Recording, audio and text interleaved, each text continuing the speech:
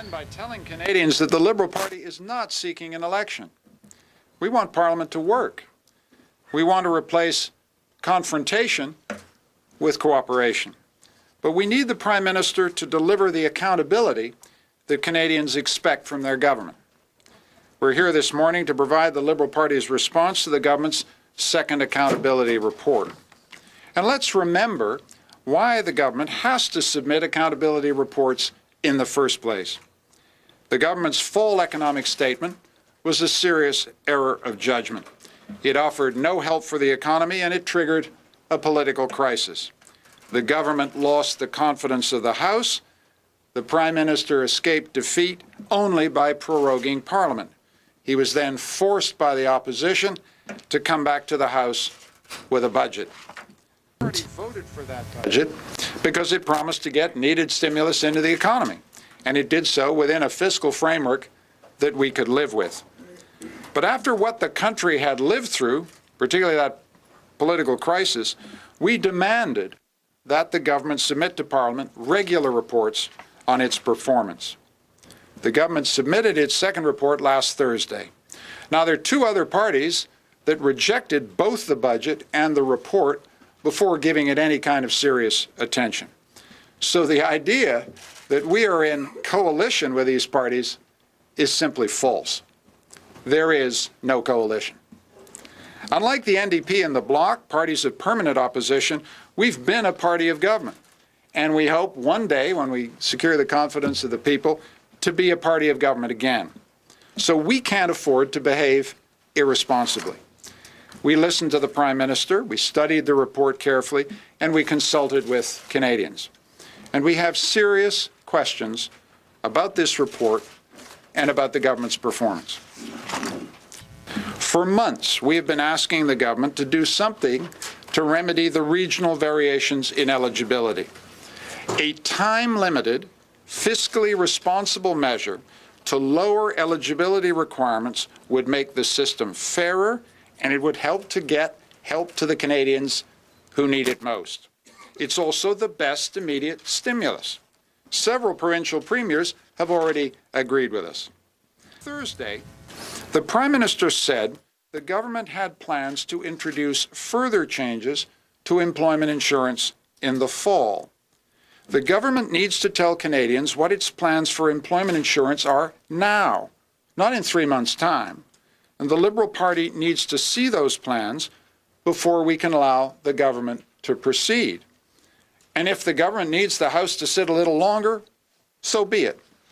The next issue in this report is spending on infrastructure. The report claims, and I quote, that 80% of the measures are either flowing or there are commitments in place that will allow the funds to flow to specific projects and initiatives, unquote. But this is playing with words. Canadians want the facts. The money has been authorized by Parliament because our party voted for it. But in many places, no shovels are turning in the ground. On January 27th, the Minister of Finance said the money had to be out the door within 120 days for the stimulus to have most effect. Today is day 139. The government has failed to give Canadians a clear answer to the following questions. How much money has actually been spent in the first 120 days? How much money does the government anticipate will be spent over the next 120 days? Note my words, not committed, not authorized, not flowing, not announced, but spent. The third issue concerns what the government has done to our public finances. Canadians need to remember that this government spent down a $12 billion surplus they inherited from the previous Liberal government and took Canada to the edge of deficit before the recession even began here. From October 14th till January 28th, they failed to act on the economy and triggered a political crisis along the way, with a deficit that's ballooned up to $50 billion or more. The Liberal Party accepts the need for deficit spending in tough times. But the question Canadians are asking is, what plan does the government have to get our finances back under control? The report has notably dropped the government's earlier promise to get us back to balance in 5 years. They've replaced a specific plan with nothing but rosy projections. Canadians are entitled to know what the government's deficit projections are for the next 5 years and what plans it has to return Canada's finances to balance. These are the questions Canadians want their government to answer. These are the questions Canadians have asked me to ask on their behalf. The government's answers in this accountability report just aren't good enough. The government's performance in Parliament just isn't good enough. It's the issue of their performance in Parliament in order to focus attention on one final matter, which, while it doesn't figure directly in the accountability report, is of urgent concern to Canadians: the isotope crisis. Again, we in the opposition, the Liberal Party, have done our job in Parliament by asking one question over and over. If Chalk River can't supply the isotopes, where is the government going to find the alternative supply so that Canadian patients get the treatment they need? Said, and I quote, "The 5 other reactors in the world are not the solution to have a secure level of isotopes in this country," unquote. So where is the government going to find the alternative supply? What plan has the government put in place to manage this healthcare crisis in the future? Canadian patients and doctors deserve an answer, and they deserve an answer before Parliament rises.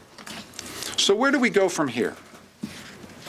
I am not seeking an election. Canadians don't want an election. I don't want an election. But our job means standing up for our principles, standing up when the government lets Canadians down. The timing of elections in any case.